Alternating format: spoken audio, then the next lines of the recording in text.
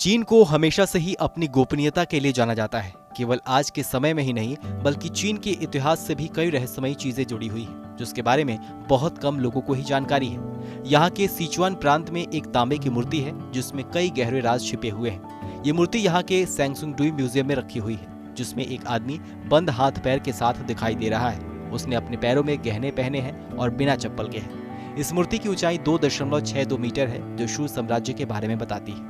ठीक इसी समय की अन्य चीजों की जब बात आती है तो दूसरी दुनिया से जुड़े प्रमाण मिलते हैं। ये मूर्ति 3100 साल पहले के एक राजा की है, जिसके सर पर सूरज जैसी आकृति दिखाई दे रही है। उसके कपड़ों पर ड्रैगन बना हुआ है और रिबन लगे हुए हैं। 1929 के बाद से अब तक सैंगसुंगडुई में 10,000 से अधिक कलाकृतियां मिली हैं, जो 3000 से 5000 साल तक पुरानी है। इनमें से कई तो 20वीं सदी की सबसे महत्वपूर्ण पुरातात्विक खोजों में से एक गढ़ था।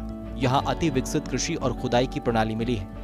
यहाँ रहने वाले लोग सिरमिक और बलि के औजार बनाया करते थे। हालांकि खुदाई से पहले ऐसा माना जाता था कि सैंगसुंगडुई का इतिहास 3000 साल पुराना है। खुदाई के बाद ऐसा कहा गया कि यह सभ्यता 5000 साल पुरानी है। इससे उस विश्वास पर भी सवाल खड़े हो रहे हैं जिसमें यह माना जाता है कि चीनी सभ्यता येलो रिवर से शुरू हुई थी।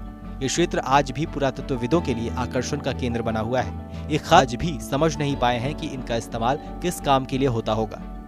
इन्हें यह भी नहीं पता चला है कि कैसे ये प्राचीन सभ्यता बेहद उन्नत थी। कुछ लोगों का ऐसा मानना है कि ये रहस्यमयी चीजें एलियन से जुड़ी हुई हैं। यहाँ तक कि 35 साल पहले भी यहाँ यूएफओ को देखे जाने का दावा किया गया था। बहरहाल, आपको हमारी जानकारी कैसी लगी हमें कमेंट सेक्शन में लिखकर जरूर बताइए। बाकी देश और दुनिया की अन्य बड़ी खबरों के लिए